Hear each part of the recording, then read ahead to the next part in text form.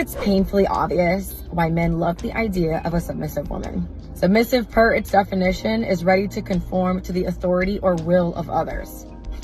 The prefix sub means under. Think of subpar, submarine. In short, your world is under his. Now there seems to be a theme here. Good girls versus bad girls. A lock that can be opened with many keys is a broken lock. And if you can't submit to a man, you're gonna die alone. So my question to men is, do you want perfect poly?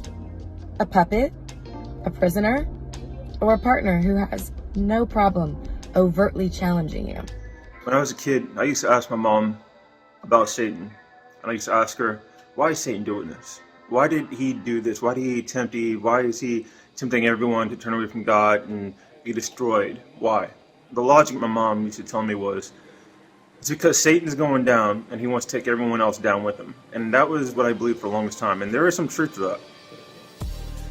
So when I say that there are some people in this world who are a bit satanic, I just finished watching the video by a woman named Brittany. I forgot her last name. Forgive me. Y'all know who we're talking about. Brittany, the stepdaddy season girl.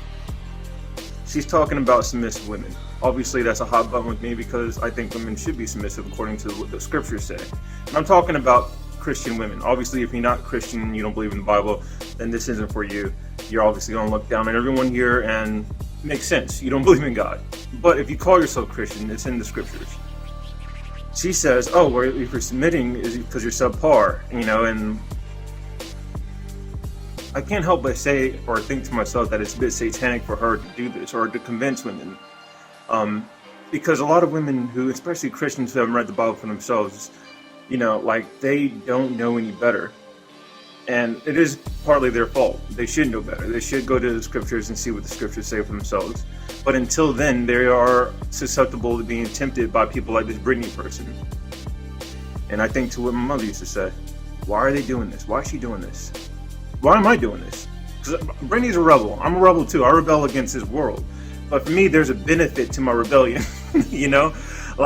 My treasures in heaven. Matthew chapter 6 says, seek first the kingdom of heaven and all things be added unto you. Don't store your treasures here on earth where people can rob it and steal it, but seek it and store your treasure up in heaven. But what is Brittany's rebellion leading to?